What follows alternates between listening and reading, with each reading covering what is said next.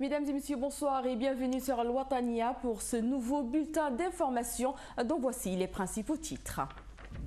Le Premier ministre, le Dr Ould Mohamed Lardave, a remis ce dimanche la démission de son gouvernement au président de la République. Les travailleurs licenciés par Tazias ne baissent pas les bras. Aujourd'hui, ils étaient en sit-in dans le ministère des Mines. Au Yémen, les zaïdistes contrôlent depuis ce matin le fief de la famille El-Ammar, la chefferie traditionnelle de la tribu Hached, un défi qui risque d'embraser le pays. Merci, mesdames et messieurs, de vous joindre à nous. Le Premier ministre, le docteur Moulay Ould Mohamed Lardave, a remis officiellement ce dimanche 2 février 2014 la démission de son gouvernement au président de la République, M. Mohamed Ould Abdelaziz. L'annonce de cette démission était attendue depuis la proclamation des résultats définitifs des élections législatives et municipales du 23 novembre dernier et la tenue de la première session extraordinaire de la nouvelle Assemblée nationale. Aujourd'hui, les politiques mais aussi les simples citoyens sont dans l'attente de la désignation d'un nouveau Premier ministre, la première étape vers la formation d'un nouveau gouvernement. Quelques pronostics avec notre chroniqueur Sid Ahmed Beylilatou. Les Mauritaniens étaient hier dans l'attente de la démission du gouvernement. C'est chose faite. Aujourd'hui, le docteur Moulay Ould Mohamed Lardave a déposé officiellement la démission de son gouvernement au président Mohamed Abdelaziz. Avec cette démission, une autre attente a commencé. Tout le monde attend avec impatience de savoir quelle personnalité sera désignée au poste convoité de Premier ministre. À l'heure actuelle, les pronostics vont bon train.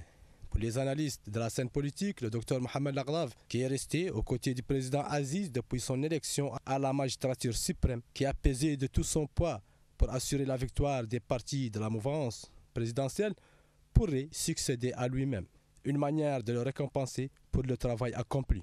Pour d'autres observateurs, le choix du président Aziz pourrait aller à une autre personnalité, l'académicien et ministre de l'enseignement supérieur, le docteur Issel Koul Ahmedi Zidbi, un homme qui croit en savoir et proche du président de la République. Reste une autre hypothèse, le président Mohamed Abdelaziz pourrait surprendre tout le monde en nommant au poste de Premier ministre une personnalité à laquelle personne ne s'attendait. Cela est déjà arrivé plusieurs fois et cela peut se reproduire. Une délégation du syndicat national des journalistes mauritaniens a rendu visite à Radio Kobani qui a été récemment la cible d'actes d'intimidation et de saccage de la part des militants du mouvement IRA. Le président du syndicat des journalistes, M. Ahmed Salem Ould Mortar Salem, et sa délégation ont exprimé à cette occasion leur solidarité agissante avec la direction et le personnel de la Radio Kobani et demande aux partis politiques et aux organisations de la société civile de s'abstenir de mêler les journalistes aux querelles politiques et rappeler que les médias sont ouverts à toutes les opinions. Des sources proches de la direction de l'Alliance populaire progressiste citées par Siraj ont laissé entendre que le président du parti, M. Massoud Ould Bourkhair, aurait demandé aux conseillers de sa formation de voter en faveur de la candidate de l'UPR à la présidence de la communauté urbaine de Nouakchott. La mairie de Tavaraq Zeina a célébré ce matin la journée internationale des zones humides à travers une exposition du projet intitulé Nature à Tavaraq Zeina. Ce projet est réalisé en partenariat avec le laboratoire d'études environnementales et de recherche géographique de l'université de Nouakchott et la Fondation internationale du Bandarguin a comme objectif de valoriser une zone humide urbaine à des fins d'amélioration de la qualité de vie des citoyens et d'éducation à l'environnement et la préservation de la biodiversité en proposant l'aménagement du parc public de loisirs et de nature. 2 zones ont été déjà identifiées, la zone des ambassades et celle du nouvel aéroport.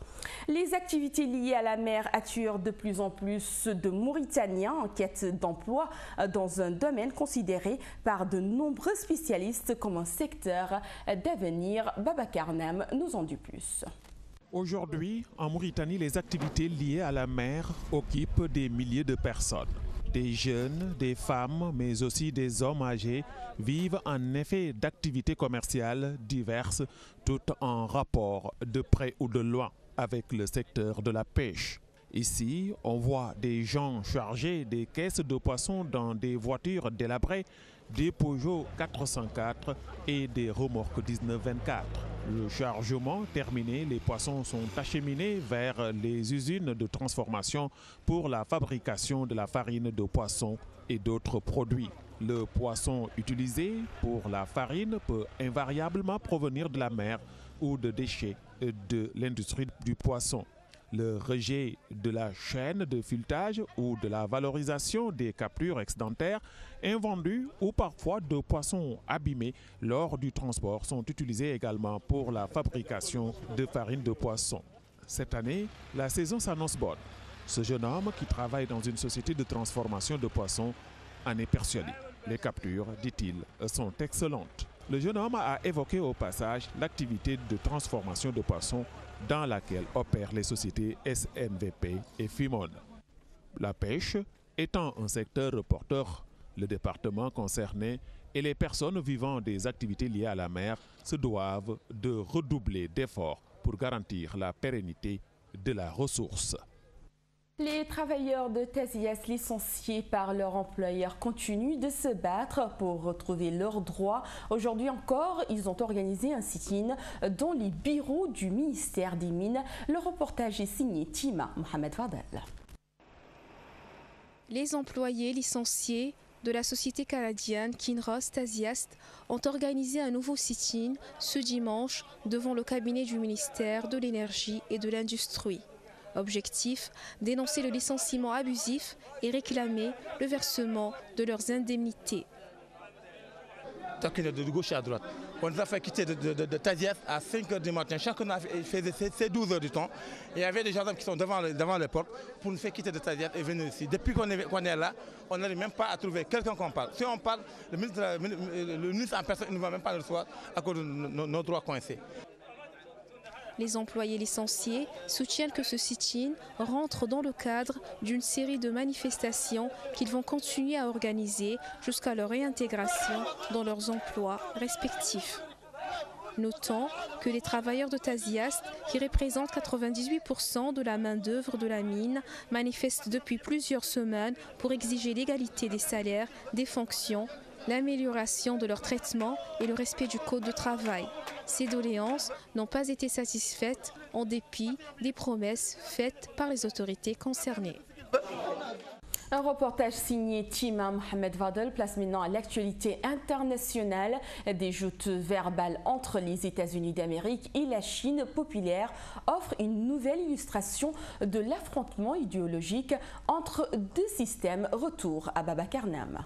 Washington a sévèrement critiqué Pékin la semaine passée à propos des atteintes à la liberté de la presse en Chine après l'expulsion d'un correspondant du New York Times. Le porte-parole du président Barack Obama, Jace Garner, a jugé que les mesures des autorités chinoises ne respectaient pas à la liberté de la presse et contrastent fortement avec le traitement des journalistes étrangers par les États-Unis. La Maison-Blanche se dit profondément inquiète que des journalistes étrangers en Chine continuent de subir des restrictions qui les empêchent de faire leur travail, dont de longs retards dans le traitement des visas de journalistes, des restrictions de voyage vers certains endroits classés sensibles par les autorités et parfois des violences de la part des autorités locales. Réagissant à cette critique, le porte-parole du ministère des Affaires étrangères, aidé par l'agence Chine Nouvelle, a déclaré que la Chine n'accepte pas les accusations injustifiables des Américains et leur demande de respecter les faits et de mesurer leur langage et leurs actes. Pékin accuse le journaliste américain Ramzi, le correspondant du New York Times, à Pékin d'avoir enfreint la législation sur les visas.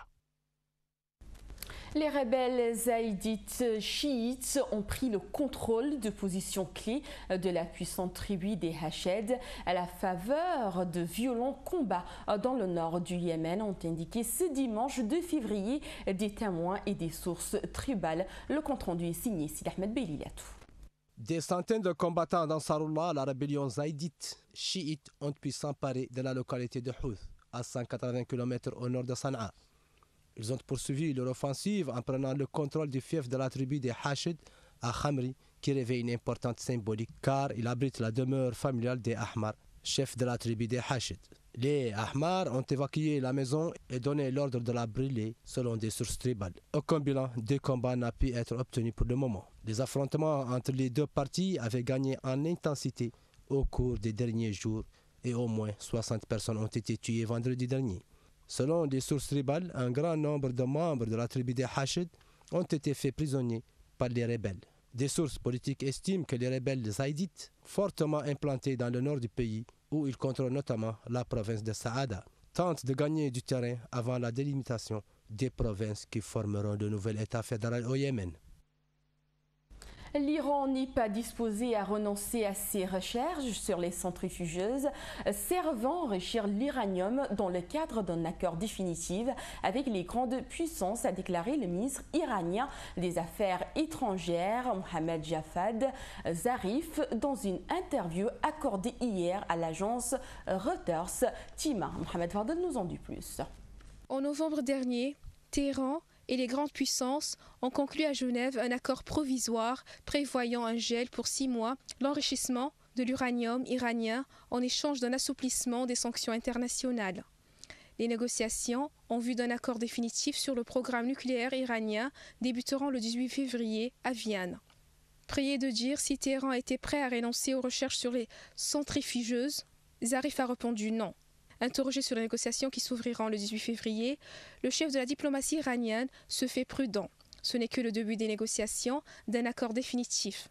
Ce n'est que la première étape de la dernière phase et je m'attends à ce qu'elle dure un certain temps. De notre point de vue, a poursuivi M. Zarif, il n'est pas si difficile que cela de parvenir à un accord à condition que toutes les parties fassent preuve de bonne foi et de bonne volonté pour tenter d'examiner les différentes options qui permettront d'atteindre l'objectif commun d'un programme nucléaire iranien servant exclusivement à des buts pacifiques. D'après un ancien responsable américain, l'Iran aurait informé les grandes puissances de sa volonté d'installer de nouvelles centrifugeuses, une version améliorée des appareils existants.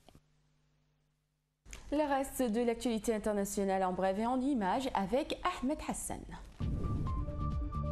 Le président égyptien destitué, Mohamed Morsi, a comparu de nouveau samedi devant les juges dans un procès lié à la mort de manifestants lors de violences sous sa présidence. Jugé dans 4 affaires différentes, le président renversé le 3 juillet refuse de reconnaître la légitimité des nouvelles autorités. L'un des avocats de la défense a affirmé que le tribunal n'a pas compétence pour juger cette affaire, affirmant que Mohamed Morsi est encore le président.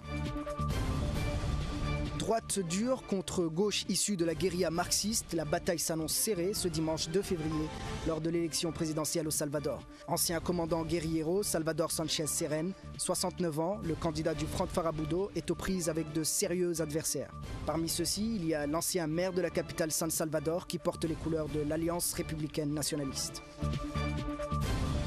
Aux commandes du Costa Rica depuis plus de 50 ans, la droite se voit menacée par un jeune député de gauche et de solides outsiders qui pourraient tirer parti du bilan défavorable du gouvernement sortant lors de la présidentielle de ce dimanche. La principale menace pour la droite au Costa Rica se nomme José María Filalta, un député d'à peine 36 ans issu de la coalition du Frente Amplio. Au moins 4 personnes ont été tuées et 15 autres blessées au Liban samedi 1er février par l'explosion d'une voiture piégée près d'une station d'essence dans la ville de Hermel, un fief du Hezbollah dans l'est du pays. L'attentat a été revendiqué par le front Al-Nosra au Liban, considéré comme une branche d'un groupe syrien lié à Al-Qaïda.